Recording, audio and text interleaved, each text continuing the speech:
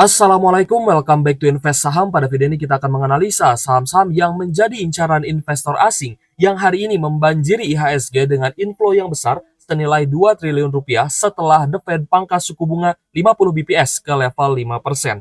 Tapi sebelum lanjut, disclaimer on, ini bukan ajakan jual beli saham dan keputusan investasi tetap menjadi tanggung jawab pribadi masing-masing ya sebagai investor di pasar modal. Nah, jadi era baru dimulai, suku bunga rendah demi pertumbuhan ekonomi. Nah, lalu pertanyaannya adalah setelah The Fed resmi memangkas suku bunga 50 BPS menjadi 5% dan Bank Indonesia juga sudah pangkas suku bunga 25 BPS menjadi 6%, apakah story-nya berhenti sampai di sini? Tentu saja tidak ya guys ya. Dimana kita melihat hari ini pun yang memang IHSG terkena inflow yang besar 2 triliun rupiah dan hari ini naik 0,97% dan all time high kembali ya di level 7.900-an, mendekati level 8.000 ya guys ya. Tapi tentu saja story-nya tidak berhenti sampai di sini karena tujuan dari pemangkasan suku bunga adalah untuk pertumbuhan ekonomi. Jadi story selanjutnya adalah apakah dengan pemangkasan suku bunga yang terjadi baik itu dari The Fed dan juga Bank Indonesia ini akan menjadi stimulus ya untuk pertumbuhan ekonomi ke depannya gitu guys ya. Jadi The Fed ini diproyeksikan ya masih akan memangkas suku bunga sekitar 2 sampai 3 kali lagi untuk ke depannya guys. Dan kita akan melihat ya apakah memang setelah pemangkasan suku bunga ya perekonomian akan kembali membaik atau ada tanda-tanda malah akan terkena resesi ya guys ya. Sebenarnya ada beberapa hal ya yang bisa memicu terjadinya resesi. Salah satunya adalah dari faktor ketenaga kerjaan ya guys ya. Nah, kalau misal kita bahas guys ya, faktor ini tentu saja di Amerika Serikat maupun di Indonesia pastinya akan membutuhkan waktu yang panjang gitu ya. Karena faktor ketenaga kerjaan ini adalah sebuah indikator yang juga bisa digunakan ya oleh some rules untuk menentukan apakah Amerika Serikat ini dalam kondisi resesi atau tidak. Begitupun juga di Indonesia ya, kita melihat banyak PHK massal ya guys ya, banyak perusahaan yang tutup dan bangkrut gitu ya. Banyak sekali faktor dari ekonomi yang bisa menyebabkan pertumbuhan ekonomi ini malah terhambat ya, padahal suku bunga sudah dipangkas. Nah, tapi teman-teman jangan terlalu khawatir dulu guys ya dengan hal-hal seperti itu, ya mungkin nanti akan kita update ke teman-teman kalau misalkan ada potensi terjadinya resesi ya, sehingga kita juga bisa mengamankan aset-aset kita. Nah, jadi apa nih yang perlu kita lakukan dan saham apa saja sih yang perlu kita pantau guys ya? Karena kita lihat pemangkasan suku bunga sudah terjadi ya dan semoga saja ini bisa menjadi stimulus untuk perekonomian dan ekonomi baik itu di Amerika Serikat maupun di Indonesia benar-benar akan tumbuh kembali. Oke guys, jadi IHSG ya hari ini mencetak all time high-nya di 7.900-an dan semakin mendekati level 8.000. Tapi kalau misalkan kita bercermin ya ke IHSG itu sendiri, saham-saham yang memiliki bobot yang besar alias market capital yang besar untuk saat ini bukan hanya saham-saham big bank saja. Jadi kalau misalkan big banks-nya naik tipis ya berarti ada saham market cap besar lain yang mungkin naiknya signifikan. Ya, saya kasih contoh misalkan ada saham brand gitu guys ya, yang sempat menyalip saham BBCA dari sisi besaran market cap-nya. Nah, hal tersebut juga sebenarnya bisa menyebabkan IHSG itu naik ataupun turun. Ya, meskipun saham-saham yang memiliki fundamental bagus, pergerakan arahnya itu berbeda gitu ya. Misalkan saham brandnya turun anjlok gitu ya, IHSG ikut turun, tapi saham-saham fundamental masih bisa naik. Nah, itu kan sebenarnya dua hal yang berbeda gitu guys ya. Jadi IHSG bisa naik ataupun turun ya karena di IHSG banyak sekali saham-saham yang valuasinya sudah tidak masuk akal lagi. P/E ratio-nya sangat tinggi dan harga sahamnya ya teman-teman tahu lah ya sebabel apa sih saham-saham yang ada di IHSG dan memang tidak rasional gitu ya secara P/E ratio seperti itu. Jadi ya kalau misal kita berpatokan terhadap IHSG sebenarnya kurang fair ya karena IHSG kenaikannya ini bukan hanya didasari dari kenaikan saham-saham dengan fundamental bagus gitu ya, dengan saham-saham big banks, tapi ada beberapa saham yang tadi ya valuasinya sudah kita bilang bahwa valuasinya mengalami bubble atau valuasinya sudah sangat mahal gitu ya. Nah, jadi memang kalau misal kita lihat guys ya dari indikator foreign flow underlay kita lihat ya bahwa investor asing ini masih terus melakukan inflow atau akumulasi ya terhadap saham-saham yang ada di IHSG. Nanti kita akan lihat sih apa saja sih saham-saham yang paling banyak diakumulasi oleh investor asing setidaknya sepanjang bulan September ini ya, tanggal 1 sampai tanggal 19 September hari ini. Jadi untuk rupiah ya guys ya, kita melihat juga semakin menguat di level 15.169 rupiah per 1 USD-nya, dan ini adalah indikator yang sangat bagus ya, artinya ini adalah sentimen positif untuk kita ya tetap hold saham yang kita punya di IHSG. Jadi ya guys ya, kalau misalkan kita melihat memang IHSG-nya sudah naik tinggi, kita takut bubble, saya rasa sih ketakutan itu jangan dimunculkan dulu gitu guys ya. Karena kita masih melihat yang pertama inflow-nya masih bagus, yang kedua berbagai macam indikator ya dari ekonomi Indonesia dan nilai tukar rupiah Indonesia juga masih menguat ya, seperti itu. Jadi teman-teman jangan terlalu mengkhawatirkan IHSG yang sudah naik tinggi ya, meskipun kenaikannya juga memang bukan hanya didasari dari saham-saham fundamental bagus. Bursa Eropa dekati rekor tertinggi karena Fed Fund Rate dorong sentimen. Ya ternyata bukan hanya IHSG saja nih yang naik, tapi bursa Eropa juga mendekati rekor tertingginya dan ini menjadi sentimen yang positif guys ya.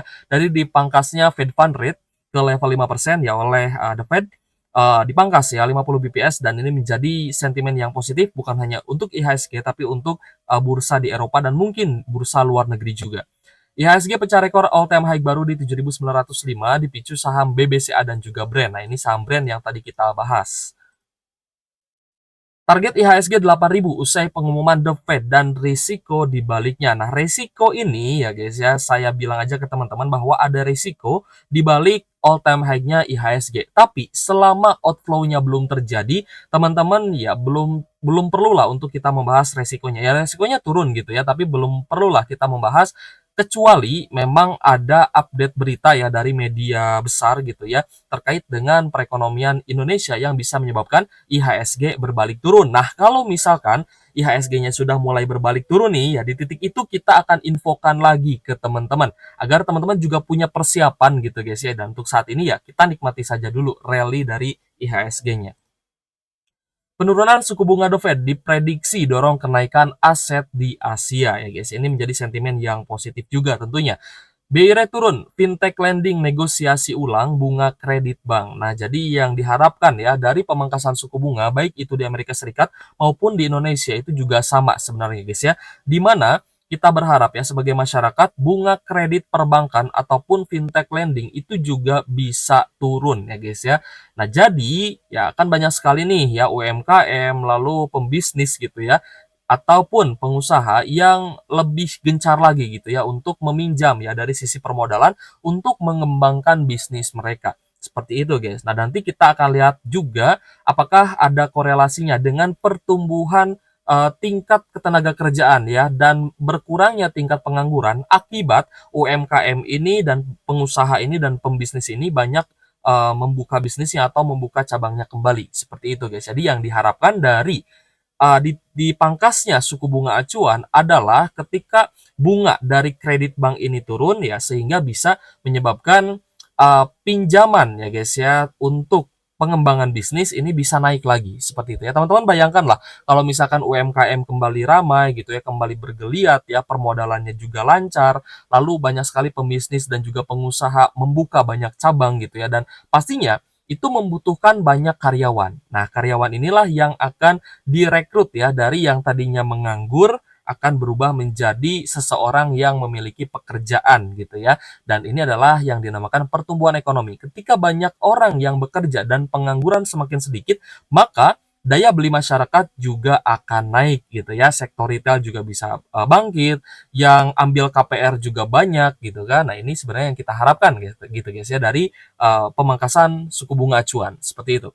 Oke guys, di sini kita akan membahas dan juga memantau juga ya saham-saham big banks. Yang pertama adalah saham BBCA yang hari ini all time high di level 10.900 ya. Secara fundamental sangat layak untuk di hold jangka panjang. Jadi kalau misalkan ada krisis lagi ya, kalau misalkan ada krisis atau ada koreksi baik itu IHSG ataupun saham, saham BBCA ini bisa menjadi opsi pertama ya guys ya untuk kita bisa akumulasi di harga murah tentunya ya. Jadi kalau misal teman-teman kemarin sudah ambil di harga murah ya untuk saham BBCA, ya silahkan di hold untuk investasi jangka panjang. Jadi untuk BBCA ya secara pergerakan harga memang sangat bagus guys ya, dimana kenaikan saham BBCA ini terus melakukan kenaikan dengan foreign flow underlay yang juga terus mengalami kenaikan, sehingga dapat dipastikan yang menaikkan saham BBCA adalah investor asing, guys ya. Teman-teman mau lihat dari sisi yang mana pun ya, tetap BBCA ini fundamentalnya bagus dan juga pertumbuhannya disukai oleh investor asing. Jadi ketika investor asingnya masuk, ya saham BBCA juga akan cenderung naik. Tapi ketika IHSG turun ya, seperti yang terjadi di sell in May kemarin, guys ya, maka saham BBCA juga mengalami koreksi, tapi menjadi salah satu saham yang naiknya paling cepat, seperti itu ya. Jadi kalau misalkan ada koreksi, ya misalkan nih terjadi double bottom gitu ya, ataupun sideways di harga bawah, ya itu berarti waktunya kita akumulasi saham BBCA. Jadi untuk BBCA apakah masih bisa lanjut naik lagi setelah all time high? Ya bisa. Ya peluangnya masih sangat besar, apalagi kita melihat investor asing ini sebenarnya sudah mulai tergiur gitu ya untuk masuk kembali, untuk masuk lebih besar lagi ke emerging market termasuk IHSG. Selanjutnya adalah saham BBNI yang hari ini naik juga ya 2,19% di level 5.825, dan untuk saham BBNI ini menjadi saham big banks dengan valuasi yang paling murah jika kita bandingkan ya dengan semua saham big banks, dengan PER di angka 10 kali dan PBV 1,45 kali. Pertumbuhan laba bersihnya juga sangat bagus guys ya, di kuartal 1 dan kuartal 2 2024 labanya ini stabil di angka 5,3 triliun. Ya, jadi untuk saham BBNI juga kita lihat net profit marginnya cukup tinggi di angka 30%, dan yang terpenting adalah rutin bagi dividen guys ya, dengan dividen payout ratio yang juga meningkat. Nah, jadi untuk saham BBNI juga kalau misal kita perhatikan guys ya, kenaikan harga sahamnya ini juga didorong dengan masuknya investor asing atau akumulasi besar dari investor asing guys ya. Di sini kita melihat di mana ketika terjadi outflow dan itu diberitakan di media online ya, baik itu di artikel ataupun di YouTube gitu ya. Kalau misalkan ada outflow ini pasti akan diberitakan guys, dan pasti akan terdeteksi gitu ya. Nah, ketika terjadi outflow barulah teman-teman di sini harus waspada, harus aware gitu ya. Oh, terjadi outflow. Nah, ketika terjadi outflow itu kita mencari jawaban gitu ya. Kita mencari case-nya. Kenapa nih? Ya, apakah ada masalah baik dari sisi makroekonomi ataupun mikroekonomi, ataupun memang di sini ada yang take profit. Nah, itu kan harus kita cari gitu guys ya. Jangan sampai ketika kita sudah mengalami sell in May seperti kemarin, tapi kita tidak belajar ya dari sell in May yang terjadi kemarin ataupun dari penurunan IHSG yang terjadi kemarin. Teman-teman bayangkan, kalau misalkan teman-teman take profit gitu ya setelah pembagian dividen ya, dividen dapat, capital gain juga dapat gitu ya.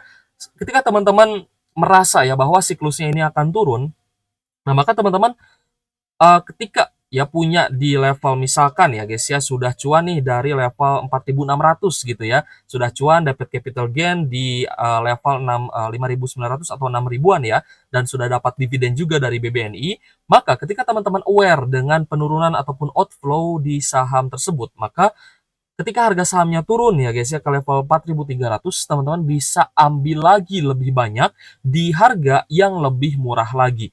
Nah, kalau misalkan teman-teman sudah dapat di harga murah, mau di hold jangka panjang pun ya guys ya, itu tidak masalah ya, karena nanti kalau misalkan siklusnya turun pun kemungkinan besar tidak akan mencapai level tersebut kembali. Oke gitu guys ya. Jadi ya semoga dipahami ya untuk kita ya kenapa sih kita memperhatikan siklus ya, dan kita selalu belajar gitu ya bagaimana sih kita mencoba untuk membeli saham itu di harga yang lebih murah gitu ya daripada orang lain.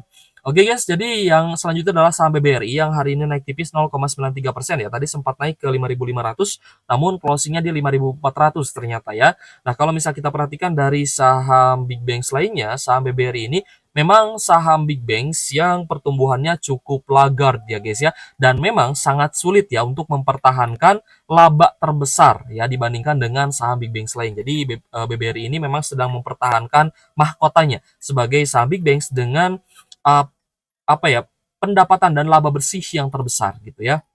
Akan sangat sulit guys untuk mempertahankan, dan sejauh ini BBRI ya saya lihat juga masih cukup possible sebenarnya untuk bisa naik lagi. Nah, berbeda dengan saham big banks lainnya, saham BBRI ini menjadi saham yang paling laggard ya atau tertinggal, di mana kenaikan dari BBRI ini juga cukup terhambat ya guys ya. Bahkan kita melihat memang masih setengah jalan nih untuk saham BBRI, dan kita lihat foreign flow-nya juga baru bergerak itu di level 4.700-an gitu ya.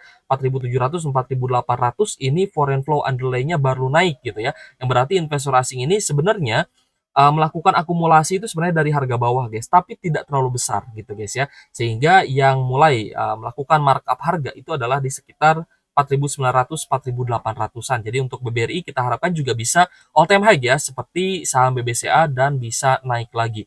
Jadi target untuk saham BBRI adalah all time high sebenarnya. Selanjutnya adalah saham Bank Mandiri di level 7.400. Kita lihat hari ini masih close di harga yang sama. Dan kalau misalkan kita perhatikan pun ya, dari pendapatan dan laba bersihnya, Bank Mandiri juga mengalami kenaikan yang signifikan, terutama di kuartal 2 guys ya, dari 12,6 triliun menjadi 13,8 triliun. Dan ini sangat disukai ya oleh investor asing ya guys ya, sehingga kita juga melihat ya bahwa for big banks ini sangat layak untuk teman-teman hold ya, untuk invest jangka panjang.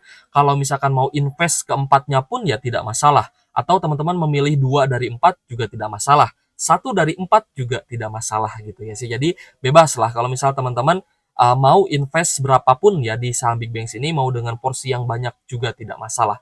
Nah, tapi permasalahan utamanya adalah apakah teman-teman bisa dan berani ya untuk buy on weakness saham big banks ini di level yang sangat rendah. Nah, ini jarang sekali guys ya orang-orang yang berani buy on weakness ya di saham big banks di harga yang termurah, kecuali ya mungkin yang jam terbangnya itu sudah lama gitu ya.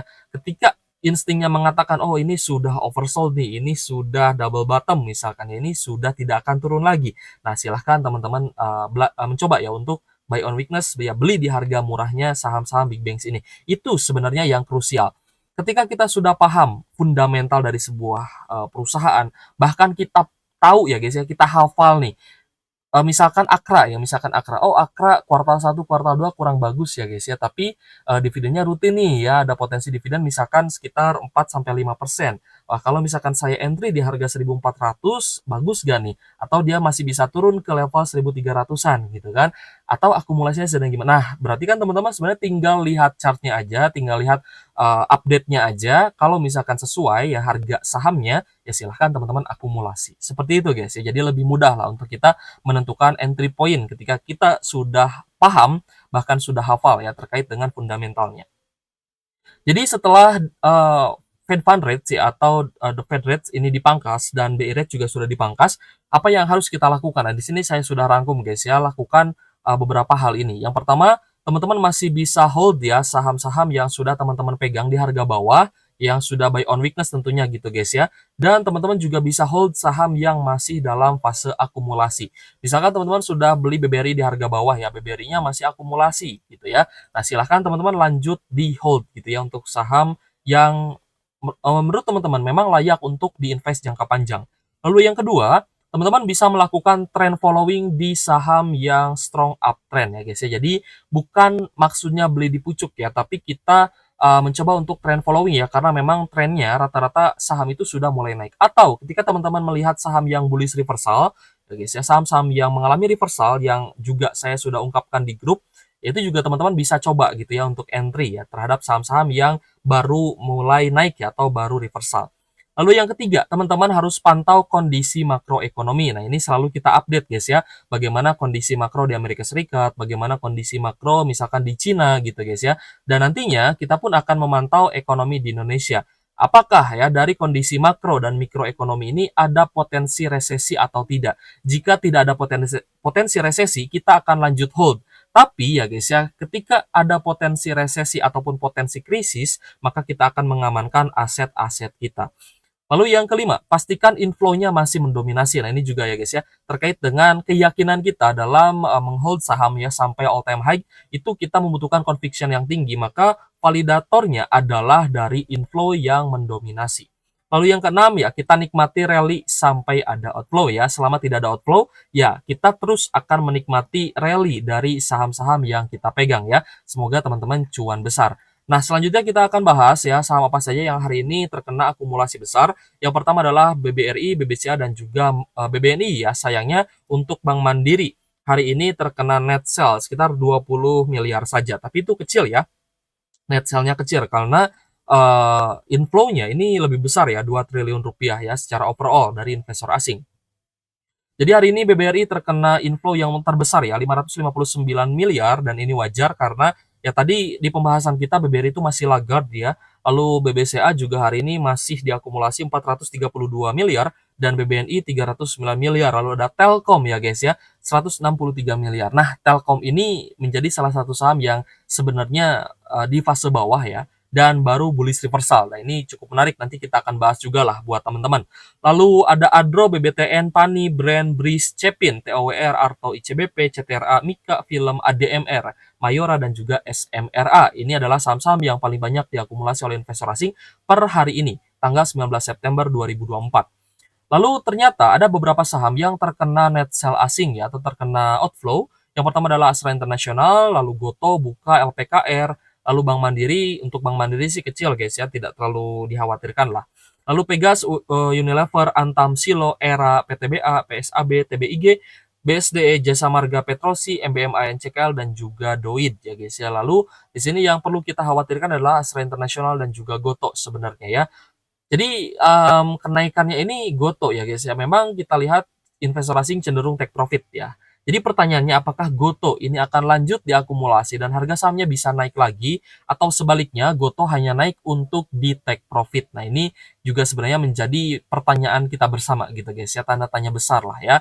Begitupun juga dengan Astra International. Jadi Astra International ini apakah akan naik atau tidak sih gitu kan? Tanggung banget ya guys ya, sudah diakumulasi besar kemarin tapi hari ini malah ada net sell ya 67 miliar ya. Meskipun kecil tapi ya kita akan pantau terus guys ya saham-saham yang memiliki fundamental bagus gitu ya. Jadi sebulan ini dari awal September ya, 1 September sampai 19 September ternyata ya kita mendapatkan daftar saham-saham yang paling banyak diakumulasi oleh investor asing dan ini masih sangat bagus untuk di hold. Yang pertama adalah BBCA, BBRI, Bank Mandiri, dan juga BBNI, of course, for big banks. Lalu ada Telkom, Breeze, Brand ya guys ya. Nah, siapa nih yang masih pegang Breeze ya dari harga 2.700-an gitu guys ya, atau bahkan mungkin dari ya harga yang paling murah gitu ya, atau buy on weakness. Lalu ada AMRT, INDF. Nah, INDF juga ternyata masih diakumulasi. Lalu ada UNTR, ITMA, ICBP, MAPI, PANI, ISAT, XCL, Kalbe Farma, BBTN, dan MDKA. Ya boleh tulis pendapat teman-teman di kolom komentar. Saham apa saja yang kalian masih hold. Oke guys, menurut saya kita cukupkan guys ya pembahasan kita pada video ini. Semoga bermanfaat untuk teman-teman. Dan harapan kita tentu saja saham semoga bisa lanjut rally dan kita juga masih bisa mendapatkan keuntungan yang tinggi ya dengan naiknya saham-saham yang kita pegang bahkan sampai all time high. Oke guys, thank you for watching. See you on the next video. Wassalamualaikum warahmatullahi wabarakatuh.